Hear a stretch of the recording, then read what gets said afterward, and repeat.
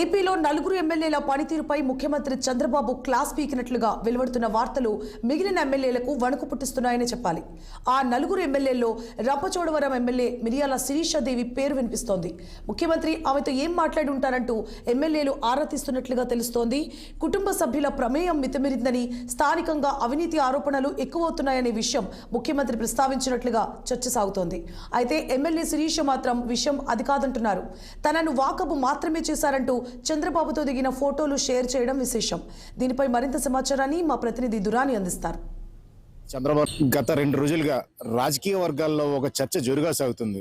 ఎమ్మెల్యేల్లో కూడా ఇదే విషయం తరచుగా మాట్లాడుకుంటున్నారు. ఆదివారం నాడు ముఖ్యమంత్రి చంద్రబాబు నాయుడు తెలుగుదేశం పార్టీ కేంద్ర పార్టీ కార్యాలయంలో విస్తృత స్థాయి సమావేశం ఏర్పాటు చేశారు. దీనికి ఎంపీలు, ఎమ్మెల్యేలు, అలాగే జిల్లా ఇన్ఛార్జీలు, ఎమ్మెల్సీలు అందరూ హాజరయ్యారు. ఈ సమావేశానికి 56 మంది గైరాజరైనప్పటికీ వచ్చిన వారిలో పనితీరు ఎలా ఉంది, ఇంటింటా ఎమ్మెల్యేలు ఎందుకు తిరగాలి అంటూ మాట్లాడుతూనే చంద్రబాబు నాయుడు పలు చురకలు వేశారు. ప్రజలు కూడా ఒక ప్రభుత్వాన్ని గద్దె దించి అత్యధిక మెజార్టీతోటి మరో ప్రభుత్వానికి నెక్స్ట్ ఎన్నికల్లో అవకాశం ఇవ్వడం వలన రాష్ట్రం ఛిద్రమవుతుందని, అవకాశాలు ఇవ్వకూడదు అంటూ మాట్లాడుతూనే ఎమ్మెల్యేల పనితీరుపై మాత్రం చాలా సీరియస్గానే స్పందించారు. అందులో ముఖ్యంగా 4 ఎమ్మెల్యేలతో తను మాట్లాడానని, ఇక శనివారం అంటే రాబోయే శనివారం నుంచి ప్రతిరోజు 4 ఎమ్మెల్యేలతో మాట్లాడడం జరుగుతుందంటూ ప్రకటించారు. ఆ 4 ఎమ్మెల్యేలు కూడా ఎవరు అన్న ఆసక్తి సర్వత్రా నెలకొంది. ఈ లోపల చంద్రబాబు నాయుడు గారు ఎవరితో మాట్లాడారన్న చర్చ కూడా జోరుగా సాగి 4 పేర్లు బయటకు వచ్చినాయి. మార్కాపురం, శ్రీశైలం, గిద్దలూరు, రంపచోడవరం. ఈ 4 ఎమ్మెల్యేలతోటి ముఖ్యమంత్రి ఏం మాట్లాడి ఉంటారు, ఏం చివాట్లు పెట్టి ఉంటారు అన్న చర్చ మాత్రం ఎమ్మెల్యేలో జోరుగా సాగింది. రాజకీయ వర్గాల్లో కూడా ఇదే చర్చ చాలా ఊపందుకుంది. ఇంతకీ రంపచోడవరం ఎమ్మెల్యే తొలిసారిగా ఎంపికయ్యారు మిరియాల శిరీషాదేవి. ఈమె ఒక అంగన్వాడీ టీచర్గా వృత్తి నుంచి ఏకంగా అంటే అక్కడ ఎమ్మెల్సీ ప్రస్తుతం ఎమ్మెల్సీ అనంతబాబు రంపచోడవరంలో పూర్తిగా చక్రం తిప్పే ఒక కీలక వ్యక్తి. వైఎస్ఆర్ కాంగ్రెస్ పార్టీలో ఉంటూ ఏకంగా ఏజెన్సీ ప్రాంతాన్ని తన గుప్పెట్లో తీసుకొచ్చి ఒక అరాచక ప్రదర్శనతో పాటు అక్కడ మొత్తం వ్యవహారాన్ని అంతా తానే నడిపించే వ్యక్తిగా ముద్ర పొందారు. ఆ క్రమంలో ఆయన్ని ఎదిరించి గెలవాలంటే చాలా అసాధ్యమైన క్రమంలో మిరియాల శిరీషాదేవి చాలా సామాన్య ఒక టీచర్ అయ్యి ఉండి, అంగన్వాడీ టీచర్ అయ్యి ఉండి ఎన్నికల్లో గెలుపొందడం మాత్రం ఒక చారిత్రక విషయం.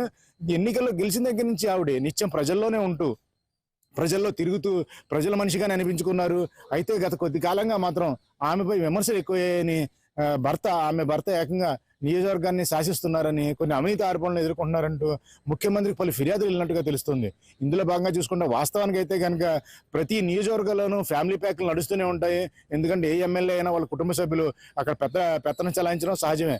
అయితే తొలిసారిగా ఎంపికైన మిరియాల శిరీషాదేవి ఆమె భర్త పెత్తనం చేస్తున్నారంటూ ఈ పుకార్లు రావడం, దానిపైన ఏకంగా ముఖ్యమంత్రి దృష్టికి, అంటే ఆవిడ కోటరీ లేకపోవడం వల్ల జరిగిందా, లేకపోతే నిజంగానే ఆమె భర్త ఇటువంటి అరాచకాలు పాల్పడ్డారా అన్న ఒక్క క్షణం పరిశీలిస్తే మాత్రం వాస్తవంగా చెప్పాలంటే ఏజెన్సీలో మామూలుగా అయితే కనుక సాధారణంగా ఉండాలి, పర్యాటకంగానే ఉండాలి.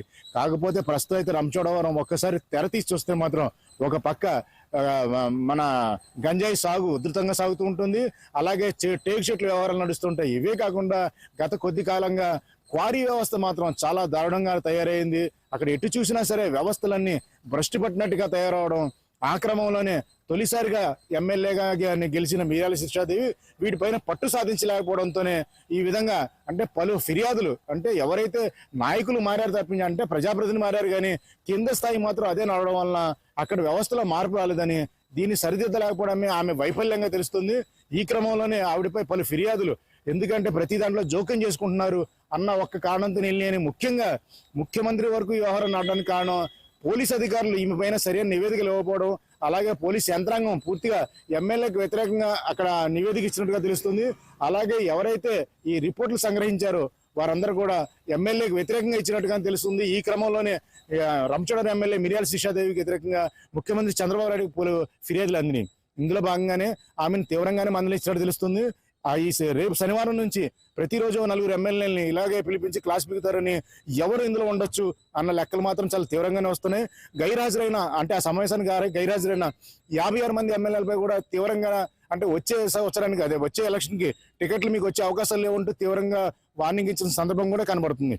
ఈ పరిణామాల క్రమంలో మరో 2 రోజుల్లో పూర్తి వివరాలు వెల్లడి ఎమ్మెల్యేలో ఏమైనా మార్పు వస్తుందా, ఇంటింటా ప్రచారంలో ఎమ్మెల్యేలు ఏ విధంగా చర్యలు తీసుకుంటారు? భవిష్యత్తులో ఏమైనా మంచి కార్యక్రమాలు చేపట్టే అవకాశం ఉందా? ఎందుకంటే ప్రస్తుతం అయితే కనుక ఎమ్మెల్యేలు ఎటు చూసినా ఇటు ఇసుక అటు క్వారీ ఈ ఎక్కువగా ఇవే వినబడుతున్నాయి పేర్లు. ఏ నియోజకవర్గంలో చూసినా సరే ఎమ్మెల్యేల పాత్ర వాళ్ళ అనుచరుల పాత్ర తీవ్రంగా ఉంటుంది. ఈ పరిణామక్రమంలో ప్రభుత్వం వారిపై చర్య తీసుకునేందుకు ఏ విధంగా సన్నద్ధం అవుతుంది? ఇటువంటి విషయాలు మరి కొద్ది రోజుల్లో మాత్రం వెల్లడే అవకాశం ఉంది. విడిజల్ని చిన్నితో నదీం ఖాన్ దురాని.